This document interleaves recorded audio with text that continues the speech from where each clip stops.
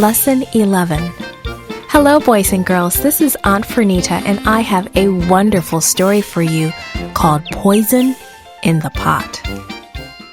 Today's memory verse is from 2 Samuel chapter 9, verse 7. It says, "For I will surely show you kindness." The message for today's story is God helps us see and supply others' needs. Do you ever complain about what's for supper? I hope not. But I think if you were a student at the school Elisha visited, you actually might have a good reason to complain about the stew. The students at Gilgal School of Prophets were excited. Elisha was coming to visit. Good things always happened when the prophet came. Elisha always had time to listen to them. He gave them good counsel and encouraged them in their studies. Yes, the prophet was coming and the students were excited, but they actually thought about something more than their studies. Would Elisha hear their stomachs growling? What? Stomachs growling?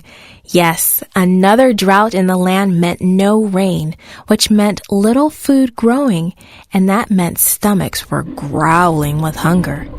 Everyone greeted Elisha excitedly.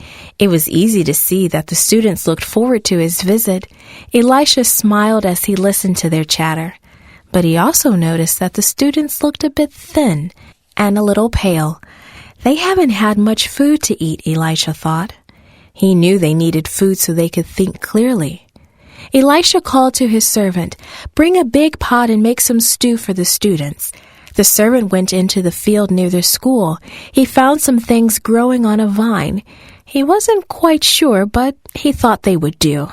Elisha's servant boiled some water in the big pot, and he cut up the things he had found and added them to the water, threw in a little herbs, and let them cook and simmer.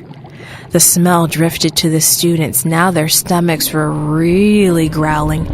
They didn't know what the servant had put into the stew, but it smelled wonderful.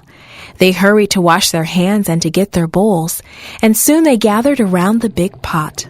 They held their bowls eagerly waiting to be served. They gulped down the first bites, but something was wrong.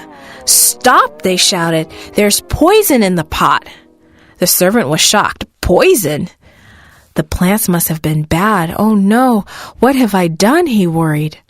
But God was watching, and he told Elisha what to do. "Bring me some flour," Elisha insisted.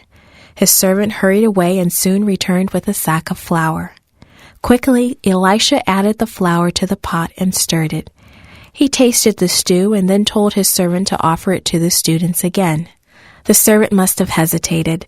The students probably hesitated too. Does flour normally take away poison? No, but they trusted God, and they trusted God's servant Elisha. The stew tasted delicious. They eagerly emptied their bowls. Elisha realized the students' need of food, and he did what he could. With God's help, he cared for the students. And God will take care of you too. Just ask him every day.